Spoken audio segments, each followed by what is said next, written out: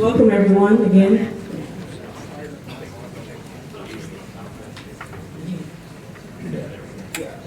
So we have a slide up now. I heard earlier that you didn't know where the project report is, and if you look at the top link, it's there. And Alex, is it on that QR code on the comment card? Does that take them to that? Yeah. Yeah, so if you have a comment card, a sheet of paper, it has a QR code there where you can click on that to go to the project website. All right, so based off handwriting, I have Bart Swick first and then Edward M. second. So, Gart, please step to the podium. You have 3 minutes, and Ryan here is going to count down. We will have to cut you off at 3 minutes. We do have someone recording your comments, so please know that we are recording that.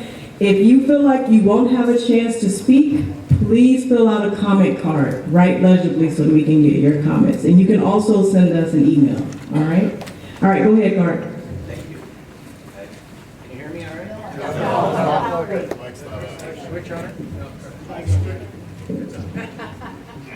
Hello, here we go. All right, thank you for telling that story.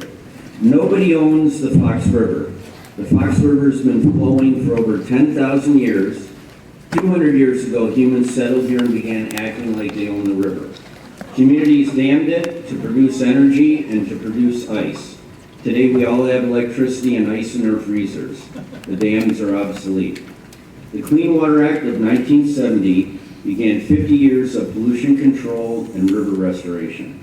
But sprawl outpaced those efforts, and we continued to degrade the river. In 1999, the Fox earned a national recognition as an endangered river, and that followed with an impaired status.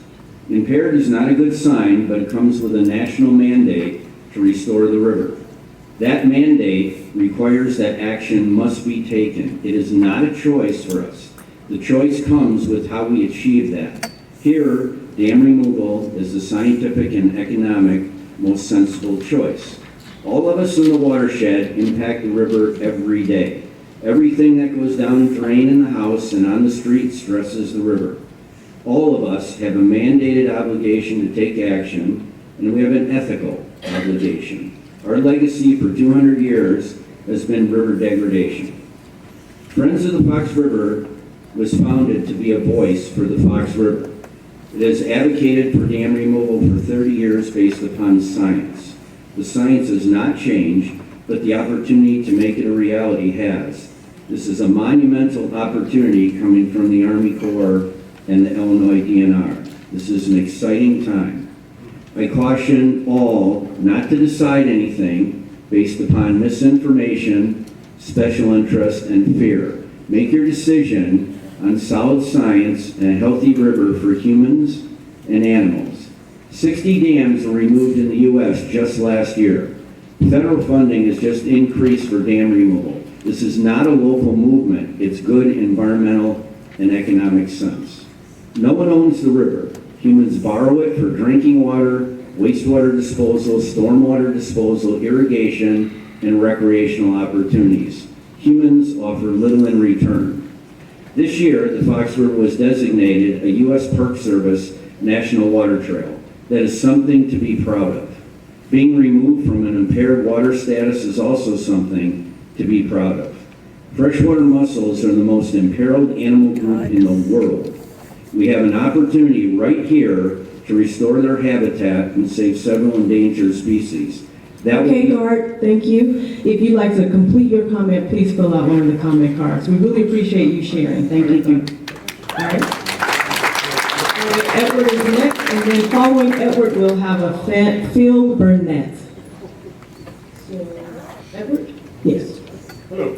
Can you hear me? Yes. Well, I'm pretty new to this. 5 months ago, I bought a house on the river above the South Elgin Dam, thinking I would have all the water, be able to do what I got to do.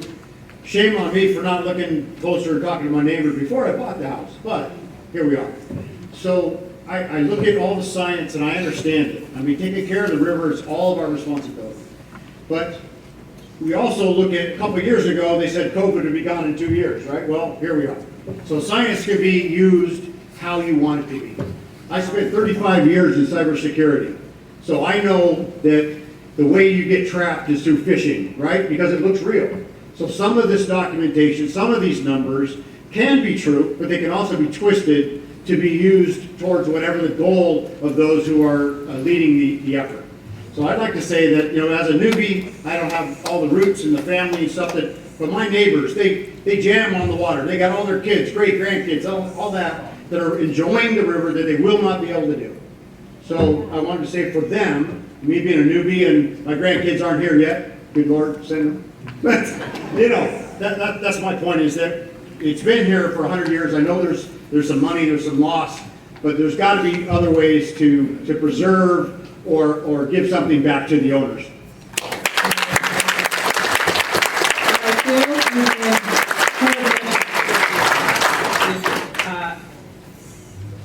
Sorry, there must be two Edwards here, and I just want to respect folks who came early, but I think your name's Edward, gentleman, the second row with a blue blazer. No, it's not Edward. All right, thanks so much. All right, thanks. All right, so then, Phil Burnett was next. That was me. That was you? Okay. Oh, thanks, Phil. All right, so Herb Nashwanger. Thank you, Herb. And then there'll be a Jim Petschus. You'll be after. Good evening and thank you. I'm fortunate enough to have a little retrospect on this type of construction. I had a home in northwest Wisconsin, a second home for 32 years, recently sold it.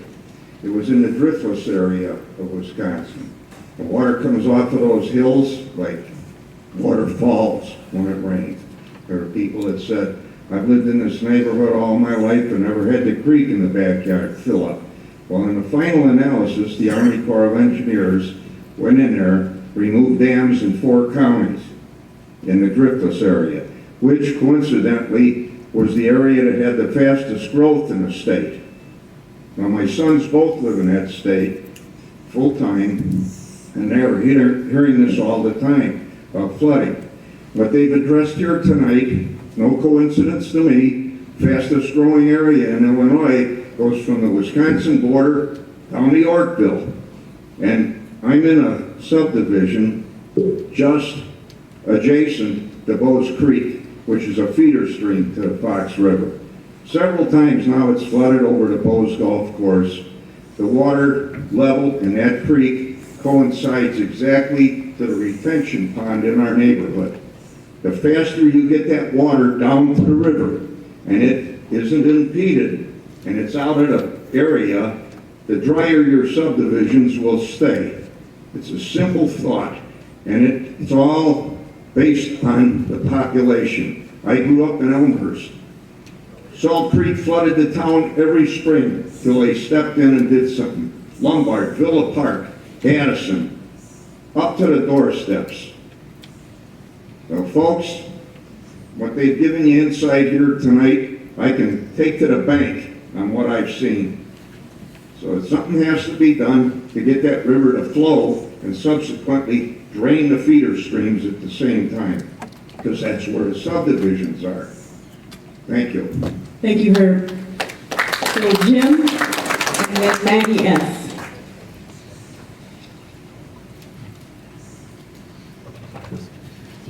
Good evening, everybody. My name is Jim Peckus, and I live in Lombard, Illinois. I'm currently Commodore of the St. Charles Canoe Club, and I'm going to talk about how the impoundments created by the dams on the Fox River affect recreation. I will focus on the St. Charles Dam, as the other removal of dams will have similar effects. The dam in St. Charles produces a unique impoundment of water. This pool, about 4 miles long, never goes away, even during drought conditions. This impoundment allows a very diverse number of recreation activities on the river. And on any given day, it is active with power boating, water skiing, jet skiing, tubing, fishing, chrome board, stand-up paddleboards, rowing, sculling, canoeing, kayaking, and dragon boat racing. The St. Charles Park District offers paddle wheel boat rides and rents kayaks and pedal drive boats. This loss of impoundment not only will hurt power boaters, but paddlers as well. Paddling for fitness, which is what we do, requires a minimum of 3 feet of water that allows you to fully plant the paddle blade into the water without fear of hitting bottom. In the study of figure 26 of Appendix D, much of our river segment in St. Charles is protected to be 3 feet on average in average flow conditions. Most of this summer, it has been well below average, which means the water level will even be lower. The St. Charles Canoe Club was formed in 1972 and has a unique paddling club because many of its members compete in national level and marathon racing. Members have been on the U.S. Olympic and canoe and kayak teams, participated in ultra-long distance canoe and kayak races that are hundreds of miles long, and most recently, one of our club members was part of a 4-person team that set the world's Guinness record for the fastest paddlecraft down the entire length of the Mississippi River in 16 days, 20 hours, and 16 minutes.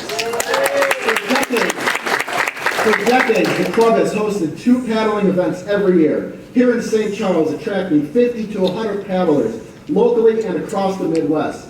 In addition to our club, other organizations such as rowing clubs make Fearsome Creek their home base because of the reliable water for fitness paddling. It can be safely paddled at night and in relatively strong winds. The flow and depth make this area the last area to freeze and the last to thaw, extending the paddling season compared to other local bodies of water. Beyond this, it's accessible. The impoundment of water makes it possible to paddle upstream and back down, therefore eliminating the need to shuttle cars up and down the river. It is well maintained. A natural sandy beach at Fearsome Creek Park allows paddlers at various skill levels to enter the water safely. There's a boat storage rack provided by the Park District that is so popular it is fully rented out with a long waiting list.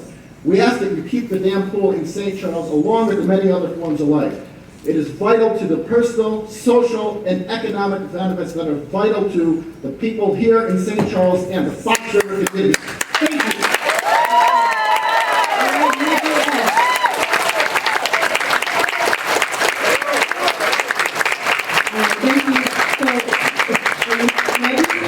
Welcome. Thank you for that enthusiasm. But another side of that, I'm Mandy Solis. I grew up in St. Charles North. Was on Norton Creek going into Fox River, now up in Batavia, south of the Batavia Dam. When we were kids, we were told stay away from the water of the river and don't go near the dams because they're dangerous. And we listened to them.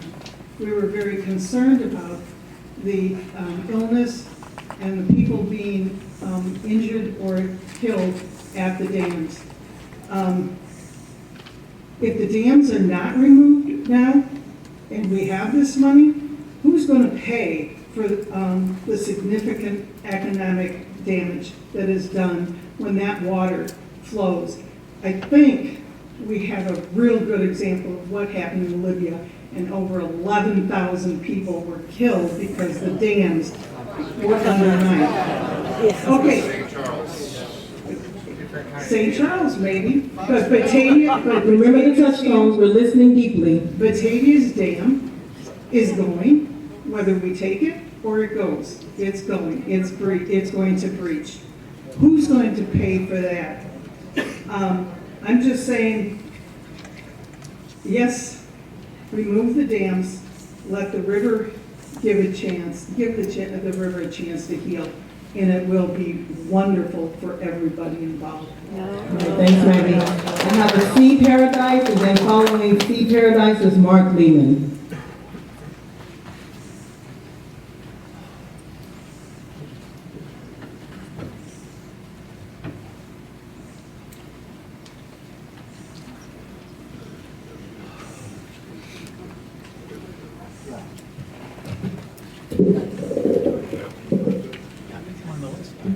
So I have a lot of questions about how this is going to affect the wildlife in our areas that we see so very richly.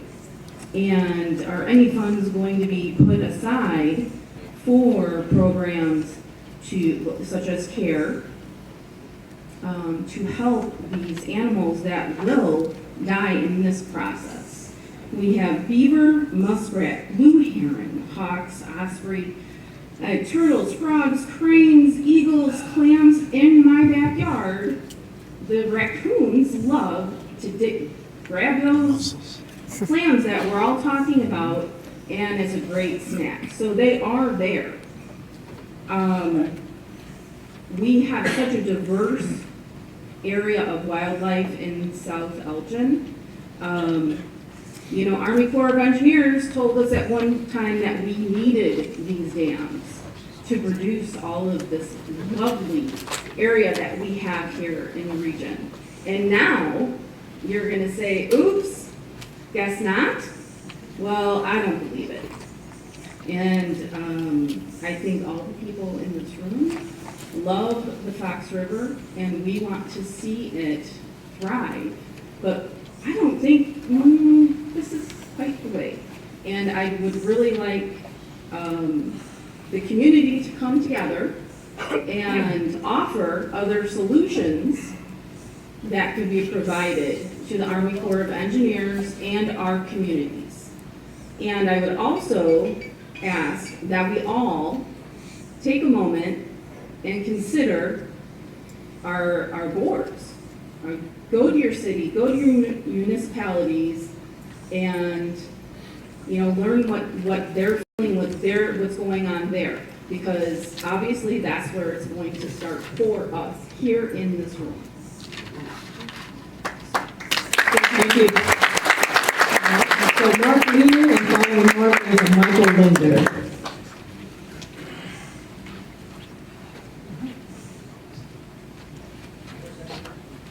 So Mark, Lehman, and then a Michael Linder. Okay. All right. Can we turn on the air conditioning? I don't have access to that. All right, so what's your name, sir? I'm Michael Linder. Oh, thank you, welcome, go ahead. I'm Michael Linder. I'm a resident of St. Charles. In fact, the sixth generation resident of St. Charles. My family predates the dam. I'm also commissioner of the Kane County Forest Reserve District and a member of the Kane County Board. I live here in St. Charles. I understand what you're saying about the ecosystem. I don't deny some of the science that you're giving us, but some of the malarkey you've given us, excuse the term, about what's going to happen to us and the land structures doesn't wash. You haven't said anything about what you're going to do if somebody's backyard grows by 12 feet and it's really not usable and they can't walk on it and there's going to be a cost in fixing that. You haven't said what you're going to do downstream if somebody loses some backyard. Potawatomi Park is a cornerstone of central Kane County and northern Illinois, and the recreation opportunities are immense, and you need to have a mitigation plan for how you're going to replace that. And finally, in all due respect, don't lie to us.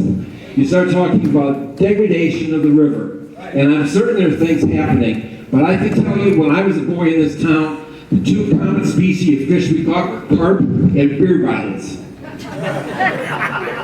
And I can also tell you I was walking distance to some of the factories that were dumping junk in the river, and that's not happening anymore. And we do have more fish and more different kinds of fish and more wildlife all over the county. And so don't say it's all bad. There may be some things that could be better. And let's find some ways, like the last lady said, let's look at some other methods.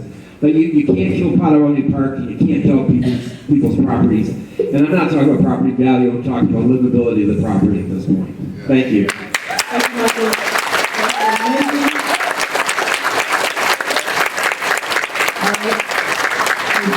Lindy's starts with an S. Screwcrud, and then a Peter Oram.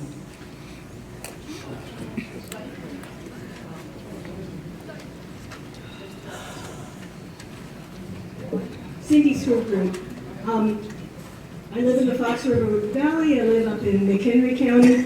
I wanted to speak briefly about an additional reason I support the Corps' plan.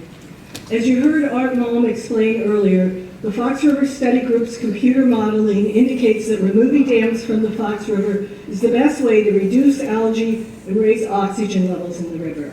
This isn't just important for fish and other river critters. It's important for people too.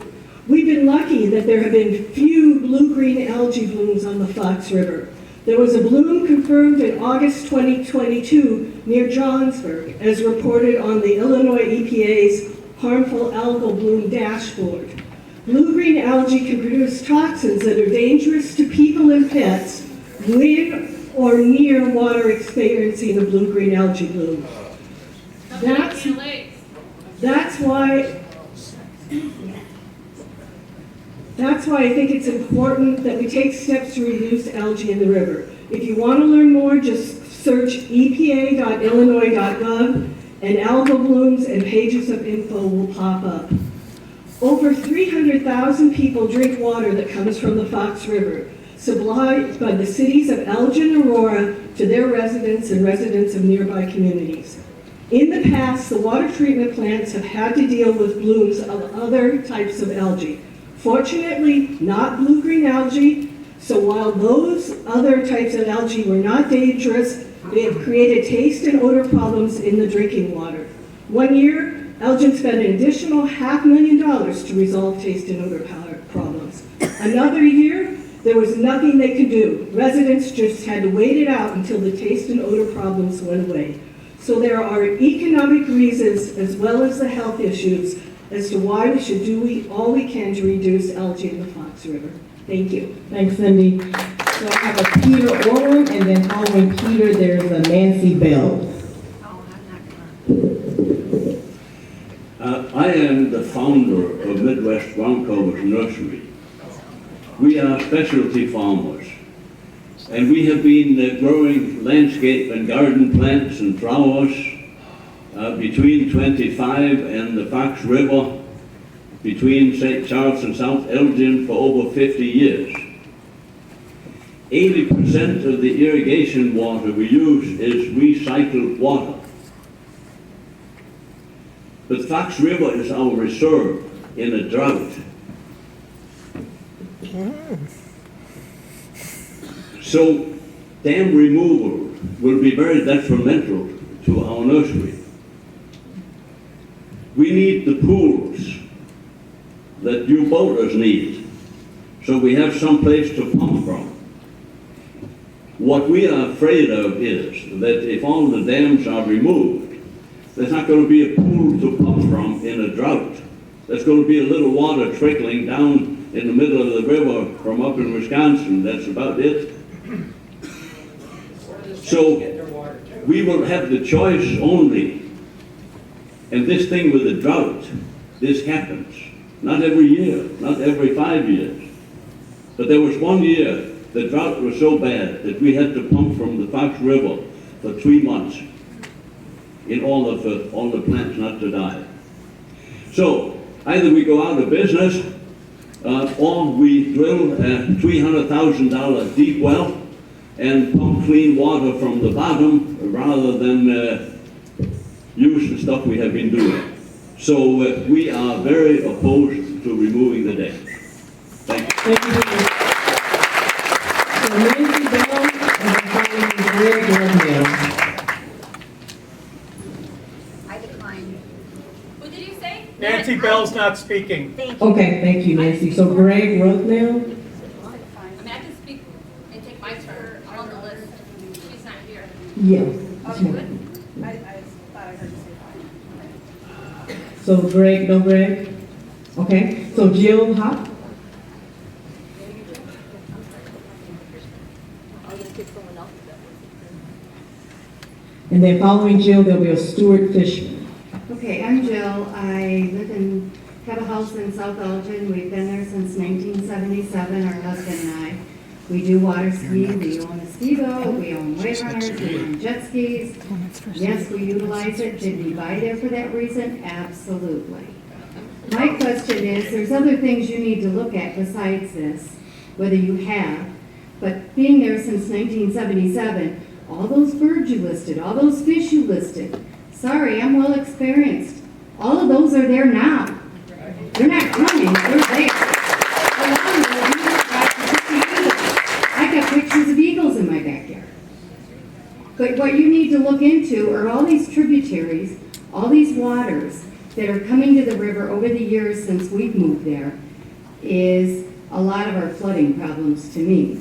And you think about, okay, Bowes Creek, the golf course, that filters. Do you realize how many chemicals from a golf course, from doing the greens and everything else and everybody's lawns? Do you ever look at the chemicals that are coming in from that, besides just what a dam does?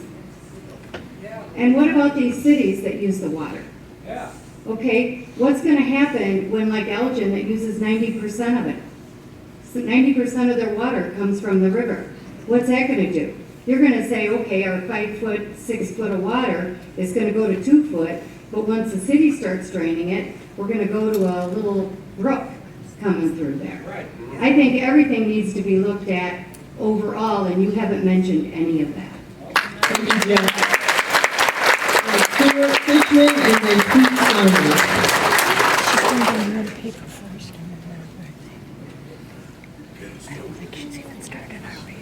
Hi, everyone.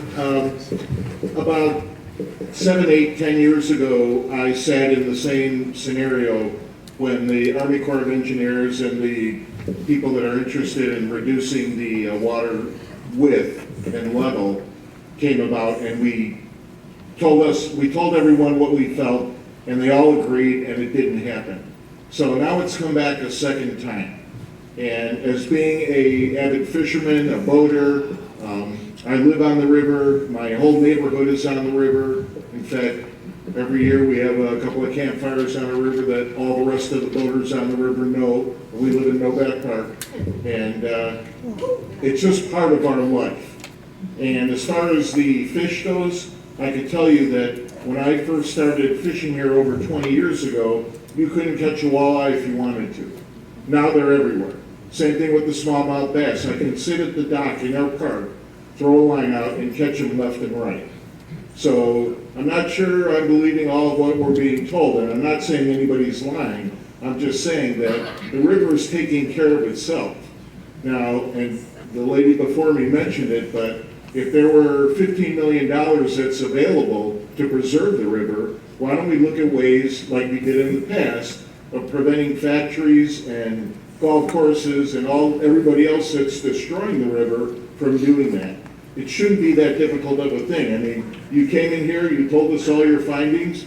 Why don't you look at their side of it and say, hey, we could prevent a runoff from this factory or from this golf course and prevent all the chemicals coming in and use that $15 million for that. So. Thank you for your-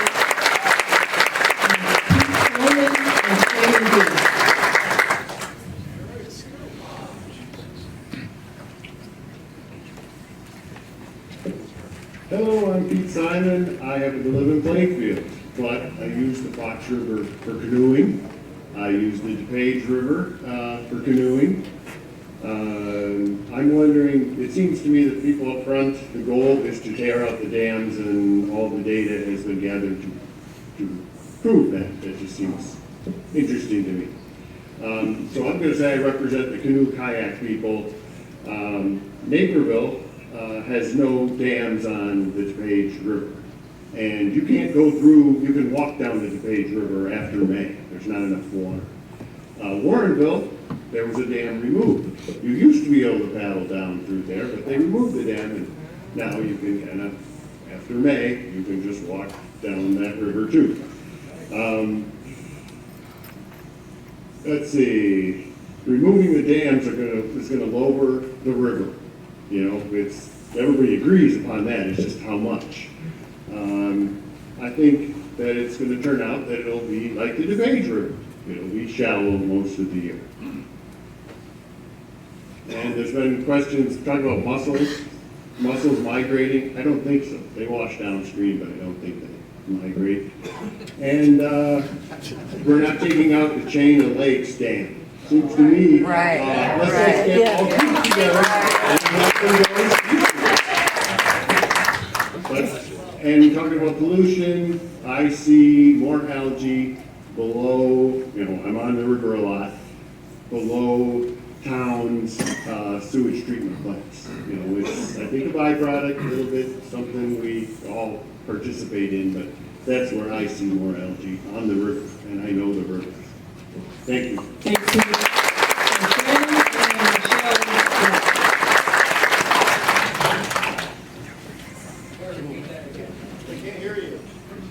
So Shannon, you're Shannon? Yes. All right, welcome Shannon. Then following Shannon, there's a Michelle, Groch. Okay, so in our area, we live along the Fox River, as everybody knows. It's like a bird superhighway. The Fox River is a bird superhighway, and we live in Eagle Alley. This is a picture of an eagle that lives at Mooseheart, and it's got, I think it's called a red horse sucker. Somebody can identify that for me if they want. This is another Mooseheart eagle feeding its young. These eagles are very viable in the area. They're growing and they're staying in the area and they're moving along. We see them. Here's another picture of the eagle feeding the eaglet. This is getting to be its normal feeding at that time is the larger fish. Okay, so I go out, and most of my photography friends go out to the rivers when it's sub-zero weather. We're out there. I don't see anybody here that is out there, maybe a few of you. This shows the impoundment area, but what it is doing is it's breaking up, and the ice is breaking, and here that you can't see are the eagles in the snag trees and roosting up there. They're looking at all the fish that the gulls are picking up, and the eagles are trying to make their way to get to the fish, and they're also foraging in that area themselves. Here's another picture. This was probably the coldest day at Carpentersville Dam. The steam is coming up. The eagles roost. I have pictures if anybody wants to see more. Eagles roost up in the tree, and here's the snag tree. Oh, thank you. This is Carpentersville Dam. You can recognize it by this bridge that's coming out. This is the Eagle Super Highway that I'm talking about with this, the waterway. This is also, and I hate public speaking, so bear with me. This is roosting. They're foraging for fish. This is at the Elgin Dam. Look at the size of the fish that this eagle caught. You can see the ice is up here. This is all the open water that's by the dam. That water would not be there if we had a situation with what this study wants to put in. Here's another picture. This is a seagull catching a pretty large fish. And I know for a fact that an eagle snatched that fish right after the seagull picked it up. This is also at Elgin Dam. Eagles are constantly going up and down the dams, starting at Carpentersville, going all the way through Montgomery. I can tell you that. Other photographers are also taking pictures of the same. All right, thank you so much, Shannon. We really appreciate those pictures. Next up is Michelle Groch, Groch. And following Michelle is a Hayhurst. Rolf is the first name, maybe. Hi, my name is Michelle Groch. Welcome. Thank you. I just want to add to the lady who just was here before. Not only the eagles, they thrive around here, but then we have witnessed 25, sorry, senior woman's just saying, pelicans. They migrate toward us now. They only migrate to Starved Rock before. Now they are coming this far. And what is going to happen to our ecosystem once the dams are gone? And also, I'd like to address the contaminants. In the past, I heard that they were trying to clean the river, but once the water is all drained, what happens to sediment, all those chemicals that's been sitting down there for years and years and years, what's going to happen to it? We're going to have a dry mud creek in the backyard. It's a whole Fox River that's being affected now. Thank you. Thank you, Michelle. And then following Rolf Hayhurst, John McCormick. Sorry, I can't read. I'm trying to read this pretty. It's okay. Welcome. We live in the Fox River, right, just a little bit north of the Geneva Dam. And I'm a retired photographer at 5 Studios. And we used to, so I do a lot of photography out there. We go to see wildlife all around the country. And every time we come back to Geneva, in our backyard, we go, there's more wildlife here than the places we went to see wildlife.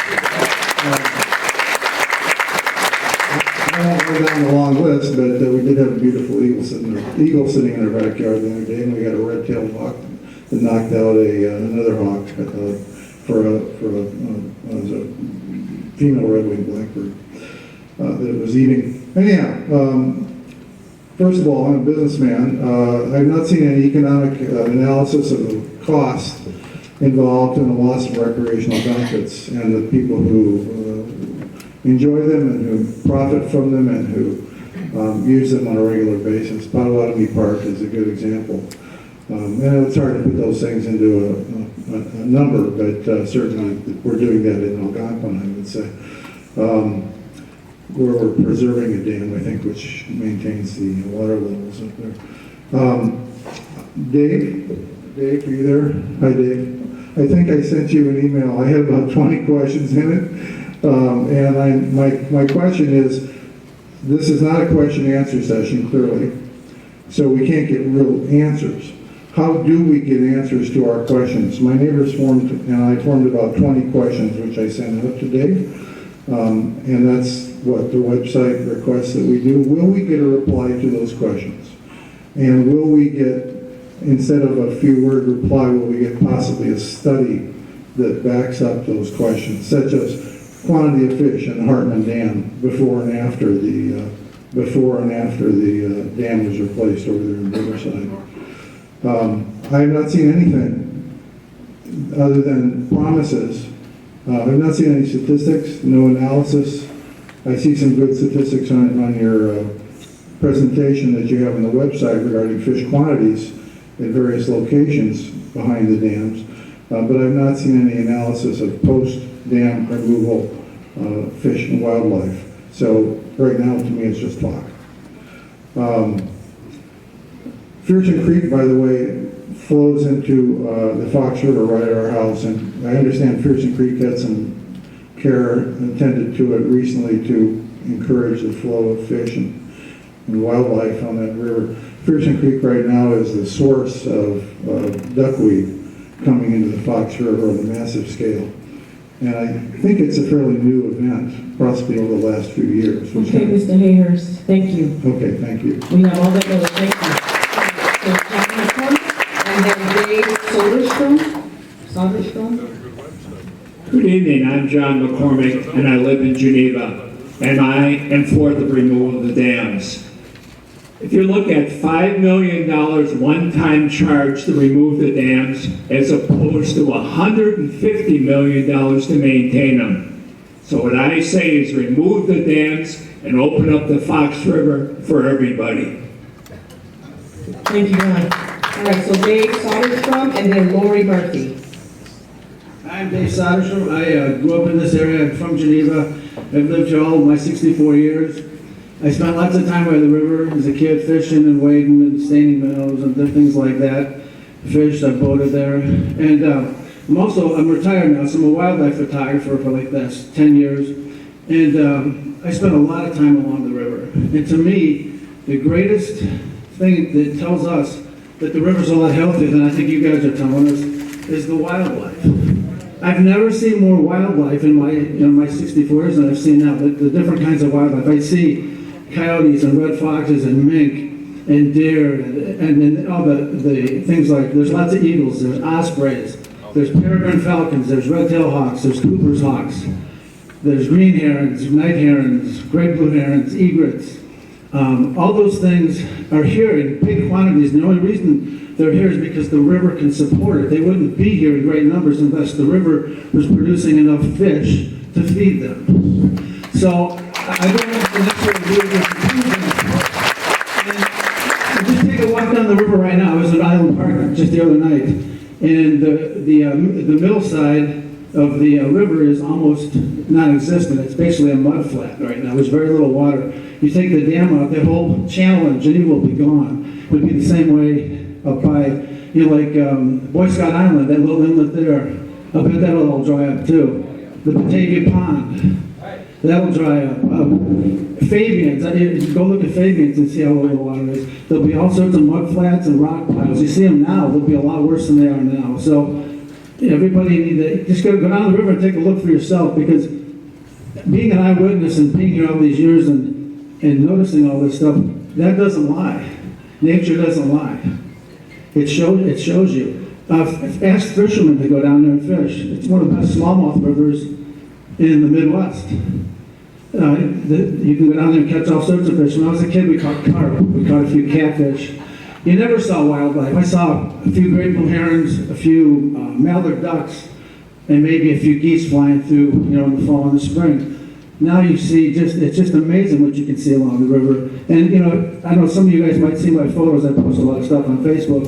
And people ask me all the time, you saw this down by the river? I go, absolutely. Because the river has come back tremendously. And I don't think they need to pull out the dam. And the other thing is there's an old saying that says, if it isn't broke, don't fix it. And that's how I look at this. I hope that we don't fix it, guys. I think it'll cause more problems than it'll help. And I think that this whole study is skewed because they want to pull the dams out. And I know the Friends of the Fox River have been pushing for that for 30 or 40 years. And they're really an interest group. Right, Dave. And Dave. they're pushing for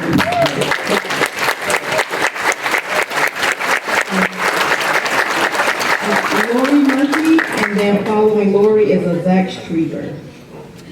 No, thank you. Who's it? No, thank you. Laura? Yeah. Okay, thanks, Lori.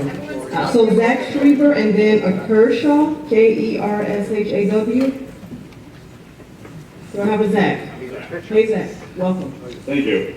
So I'm Zach Schreiber. I'm a member of Pheasants Forever, Ducks Unlimited, Trout Unlimited, and sportsmanship and conservation is like near and dear to my heart. The summer of 2024 is going to be my 30th year water skiing on Fox River in Elgin. I understand where you guys are coming from with a lot of your studies about fish and mussels and waterfowl. I disagree with removing the dam on the Fox River. I don't think that those studies apply directly to the Fox River. A lot of the fish are not migratory fish like you see in salmon or steelhead and stuff like that are going to carry those mussels upriver that are not going to get blown downstream. A lot of families have been talking about how their kids, grandkids, all that have been raised in the Fox River for recreation. I'd like to be one of the people that speak for those kids. My family's been around the Elgin area for about 100 years. My grandpa used to collect clams on the Fox River. My dad brought us there to water ski. I fly fish. I caught my personal best smallmouth last week on the Fox River. The river is doing awesome right now. It's the cleanest I've ever seen it. Yeah, that's just my comment. I'd like to put my opinion about.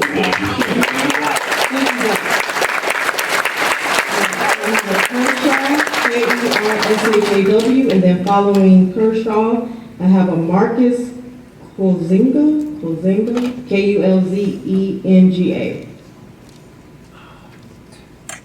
Marcus, you can move out, others have made points I would make. Wait, say it again? Declined. Okay, thank you. Linda M. and then a James Kane. Akil, I think that's Kershaw. You're Kershaw? Oh. Welcome. All right, thank you. My name is Calvin Kershaw.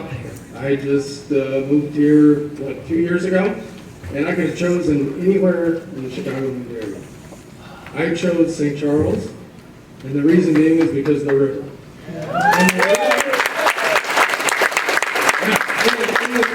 The river as it is right now. Not altering it at all. So I find it very interesting. When I was watching all of the presentation, and I've been doing reading, since this time, and one thing that stood out, it was a very rosy picture, right? And there was no negative whatsoever. That's not scientific evidence and scientific. Let me do this. Let me tell you how you define science. Science, the systematic study of the structure and behavior of the physical and natural world through observation, experimentation, and the testing of theories against those evidence obtained. What stood out to me was experimentation. This is an experimentation. Absolutely. And what will happen, and I find it interesting too here. I'm looking at this map. I see McHenry, Algonquin, Yorkville, and Dayton. The only dams that you've talked about were the ones in King County. So if it's about the environment, wouldn't all of them be on the table, or what are you doing? You're picking and choosing. You're taking our community away. So, in conclusion here, I'd like to say, I'm for the community, I'm for keeping the dam, and raising my family in this wonderful community. Thank you very much.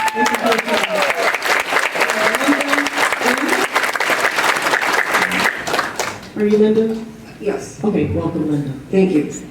Everybody asked already, or mentioned the comments that I was going to make.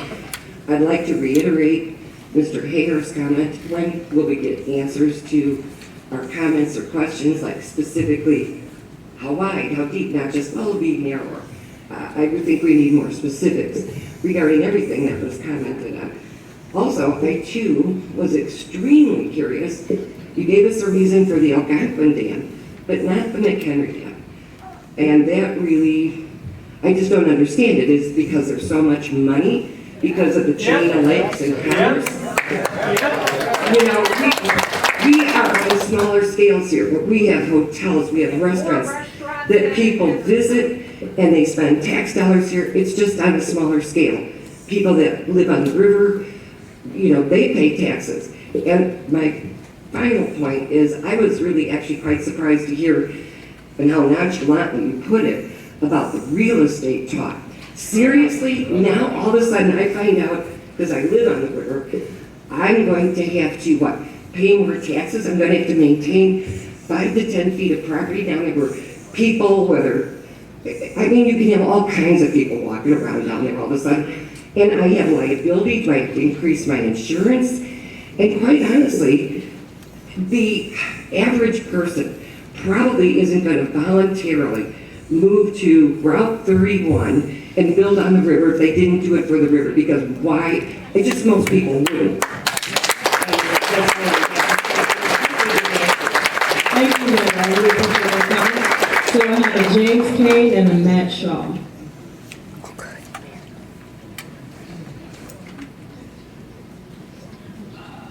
James Kane, going once, twice. Okay, Matt Shaw. All right, welcome, Matt. Are you? I'm Matt Shaw. Thank you for having me. I would reiterate some of the comments briefly. I live on the Fox River. I've fished it for 30 years. I have seen it transform. We watched eagles pick fish out of the water. The fin, the beautiful fin in the woods that we have, you propose to drain it, and we'll miss our wood ducks, we'll miss our amphibians, we'll miss the snakes I'm afraid of. But you make an extraordinary proposal. Science says that would take extraordinary proof. It would take current, accurate data. Now, you all know we didn't get any notice of this meeting. So I've skimmed your report. Page 29, one of your reasons to remove the dam is because of riparian plant degradation on the dam. And I'm so happy that most of your data doesn't apply to St. Charles or didn't include St. Charles. And the dam removal data, for example, St. Charles has 0 plant degradation. That was one of your reasons to remove it. You also indicate that fins will be promoted by it. They'll actually be drained by it. And I was really also concerned how it was glossed over in your studies. We have beautiful fins, natural springs. As far as the fish, the empirical data is overwhelming. It's never been better. Take a look at the muskie, the pike.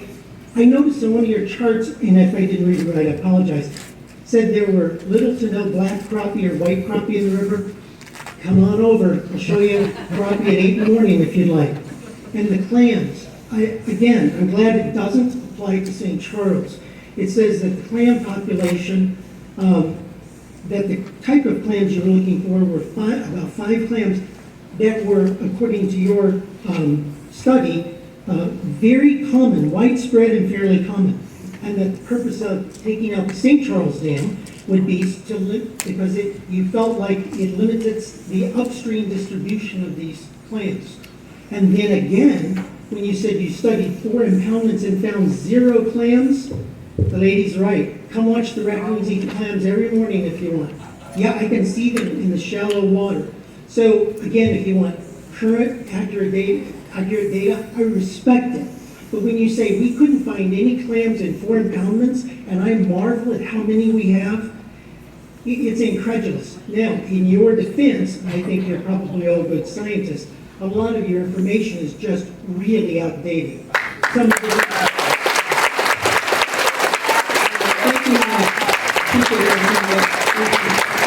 So I have a Jeff Mangler, Mengler, and then a Dan Lassie, or Lass, Lasse. And who are you? I'm Jeff Mangler. Welcome, Jeff. Thank you. Thank you. Thanks for having me. I appreciate all the enthusiasm and support for our Fox River that we're hearing in the room tonight. We just don't really quite agree on how best to take care of it. I'm the president of a group called the Fox River Ecosystem Partnership. We've been around for almost 30 years. We're a watershed-based group, and we have been in favor of dam removal for our entire existence. And one thing I want to comment on, a lot of folks are talking about the wildlife and the fish and how great it is in the Fox River, and there's no denying that, and you all see that with your own eyes. But it has improved a lot since the days when the fox was out there, the person known as the fox, was out there plugging up pipes to stop the industrial discharges. And the Clean Water Act came into being in the 1970s, and our Fox River has indeed improved a lot, and wildlife populations, fish populations have recovered a lot, and that's what you're all speaking of. This proposal is to take it that next step, to connect those populations to allow our river to thrive even more than it is today. And so I'm in favor of the dam removals. Thank you. Thank you, Jeff. All right, so a Dan Lass, or Lassie, Lasse. All right, so then Asali, Asali, Grecian, Grichen.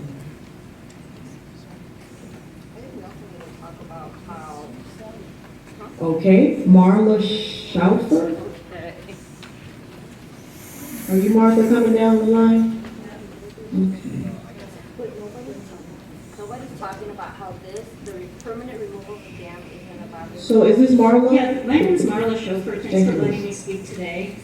I'm a homeowner, and I bought a house a few years ago right on the Fox River because I wanted to have access to kayaking.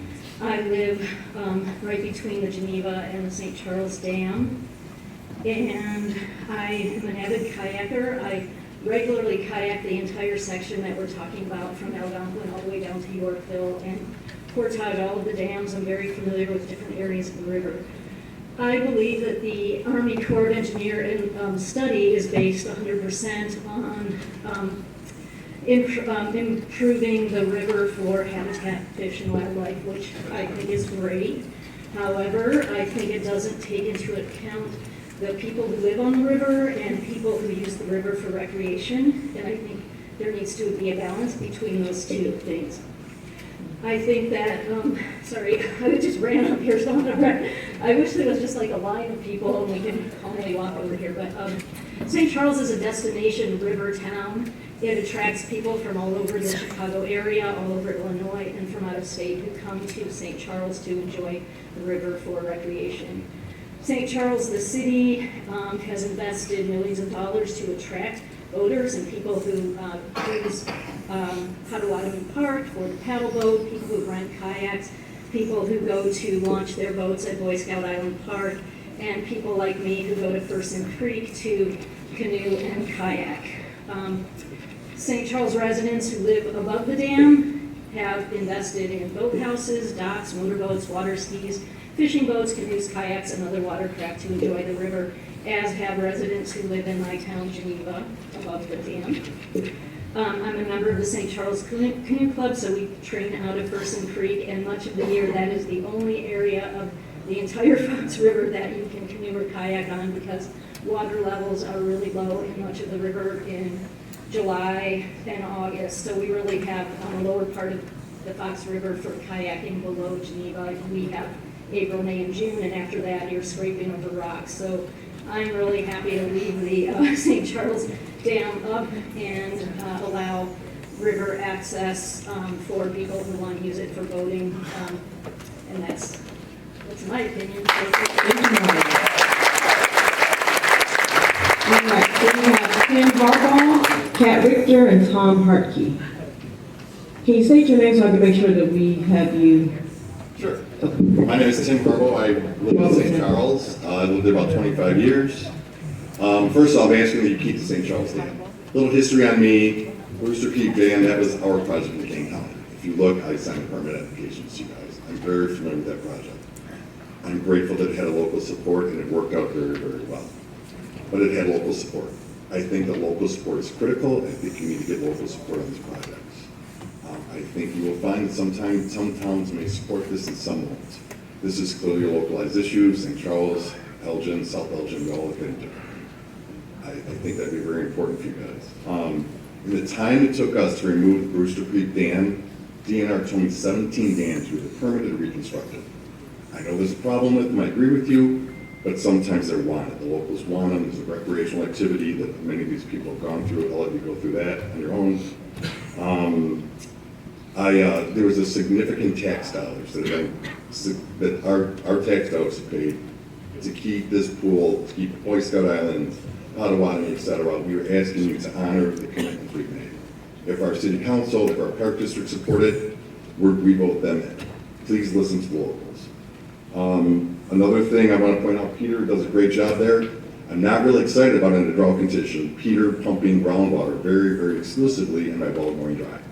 We had about 8 or 9 wells go dry in Campton Hills. It scared the heck out of me when we hit our drought, and I believe in 04. I do want Peter to thrive, but not at the cost of our wells. Right now, that's important business that we have there. You had asked earlier, Fermi does have water intake. I didn't know if you mentioned that. You might not be aware of that one. The other one, I'm curious, the local property owners with the Baker Hotel owning the St. Charles Dam and the embankment on the west side, how that's going to be addressed. They do have a stake in that, and I'm just curious if that's going to be addressed. So we are asking it for you to keep the dam in St. Charles and let all the locals give you the guidance that you want from the local community. Kat Richter, Tom Hartke, and Tom Townsend. And state your name so I can check you off, please. Those who do know don't want to say. Okay. Good evening, my name is Kat Richter. I also live on the river and enjoy the wildlife. I enjoy the turtles, which no one has mentioned too much. I'm sure that you all are surprised that with such a short notice we all had that there are this many of us at this meeting, and also that it was listed at 5:30 rather than a 7 o'clock time, which makes it hard for people to get to. I believe that what you are trying to do is absolutely, totally wrong and a huge mistake for our community. When we hear advertisements for Geneva, St. Charles, Batavia, they say, come join us on the beautiful Fox River, not the beautiful creek.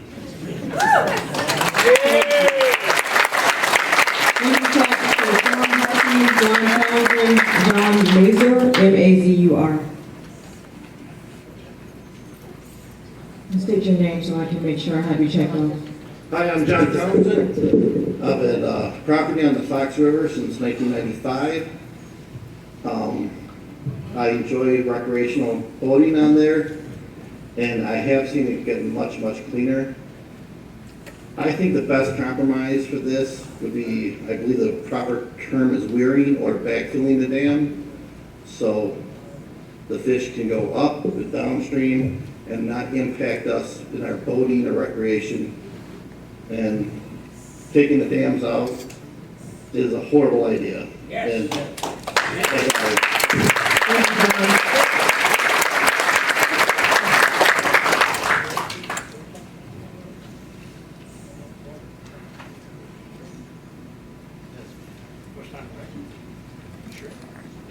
Hello? 10 minutes? We're officially in overtime. Keep going. Hello, I'm John Mather. I live in Geneva.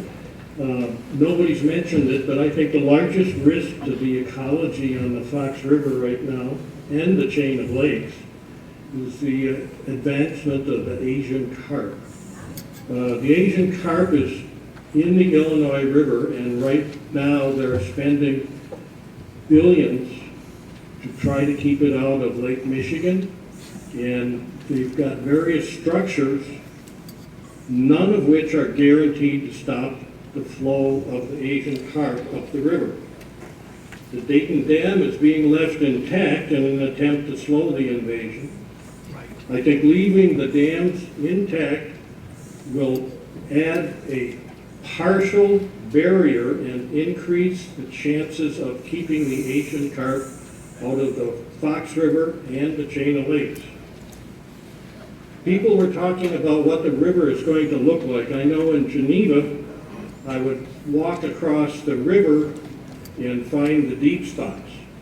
And there's a deep spot, a channel, which is about 20 feet across. The river is 450 feet wide right now. And when the dam is removed, the channel will be in the scoured area in the limestone, which was created over the last 20,000 years. This scoured area, this profile, is about 20 feet wide. So if it's not flooding, it's going to be in Geneva 20 feet wide. So please leave the dam. Thank you, John.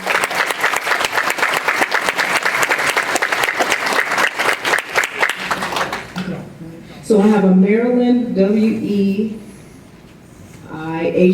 and then a Todd Serta and a Brian Thompson. One more time, Marilyn, W-E-I-H-E-R, a Todd Serta, and a Brian Thompson. Hi, thank you for having us. Welcome. My name is Marilyn Weir. I want to reiterate that I hope you will listen to the communities. I live in Batavia.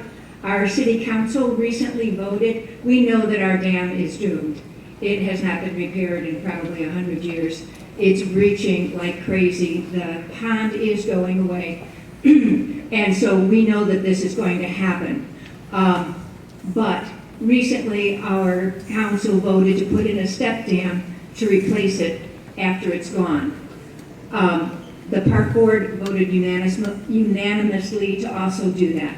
I really feel badly that I don't think this group is taking the economic impact seriously enough. All of these dams were built for hydroelectric power, no longer needed, very true. But then they rebuilt them. Why? Because of the recreation, because of the economic impact that all of these dams have on this whole area. If we were out in northern Wisconsin, I'm sure everybody'd say, that's fine. This is a good place to remove dams. But we're not. We're in a metropolis. We have beautiful restaurants. We have condos that are being built. We have people moving here for the river. And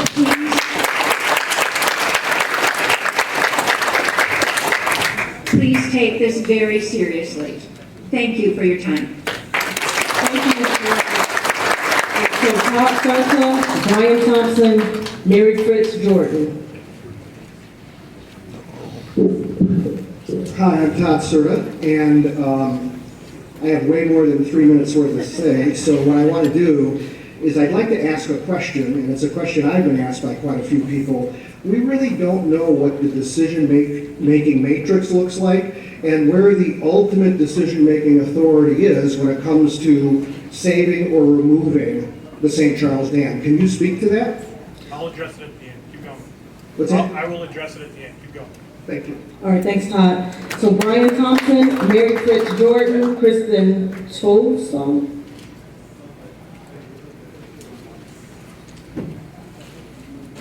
Brian Thompson, going once, going twice, all right? Mary Fritz Jordan. Hi, my name is Mary Jordan, and I'm from Batavia. Been there about 38 years or something like that. And the reason that we're all here is because we love our Fox River and want to see the best thing happen to it and for us. So I think we're gonna have to come up with a compromise, or if someone used a better word, a balance for what's best for the river and us. Little concerned with limited communication. I found out late morning about this meeting and then proceeded to do all kinds of reading of stuff that you guys put out. And I was kind of surprised about, Algonquin, that one we can't touch. And then about 5 documents later, it said, Algonquin was eliminated because of early public opposition. Did they go get the legislation? I don't know about that one. I'm concerned about Batavia. Batavia, 5 weeks ago, voted to build a new dam, to take care and rebuild the dam versus taking it out. To rebuild it's going to cost about $13.5 million, but to remove it is going to cost $4.5 million. So that brings a question to me about how much is it really going to cost for you guys to do all this? And if you're going to remove our dam for less than $1.5 million, when Batavia was going to take another $3 million to remove it, things aren't quite adding up. You know, we get a whole dam rebuilt for what you're going to take everybody's out with. So that was one thing. I found discrepancies in that. You know, what's going to happen to the Depot Pond is something that we wonder. Is that just going to eliminate our ice skating and stuff? I thought it was interesting in the reading that it said that the communities that, there are several communities that have their own plans on what they want to do with the dam, but they are anticipated to sign on to this project. And I'm like, what the heck? You got the wrong PIN number in your documents for the City of Batavia City Hall. Soil contamination. You're using a report from 2003? You're saying, well, maybe Illinois EPA says that. So a lot of things concern me. You know, I talked about that apartment building on the island, and that it was equipped with a gazebo and riverwalk. Also, I looked at what you guys are going to do to that riverwalk, and are you really going to be closing our bike paths for 27 months and 1 week? All right, thank you so much, Mary. Thank you all for giving us, appreciate it. Okay, hey, I'm sorry, we have to cut it close. We're being kicked out by the police officers here today. So I can't control that. I tried. So you're not gonna get to this question at the end? So you're not gonna get to this question at the end? I'll do right now. Perfect. You guys had an hour and a half. Can I at least go? I'm sorry, the police officers are standing Can I right say there. one statement? I will volunteer to buy mussels and fish. All right, hey, just let me just address one closing comment, okay? Can you use the microphone? Use the microphone, please. Thank you. Okay, all right. I do want to thank you all for coming. So, from the Corps of Engineers' perspective, this makes sense environmentally sound, okay? We are required by law to make sure that we understand other impacts other than within considerations will be included in the study. Again, this is just a study. There's nothing here that does anything more than study, okay? In order to move forward, should we want to, it requires local agreement and local sponsorship, right? It has to, by law, okay? Federal law. If you don't like it, or you do like it, you need to talk to your locally elected politicians. Those are the individuals that support or not support these projects. And without their support or non-support, the project doesn't move forward. The federal government cannot do anything in your neighborhoods without a local sponsor. Does that make sense? Okay. Ladies and gentlemen, thank you for coming. We will hang out as long as we can, but the police officer would like to see you. Thank you very much for coming.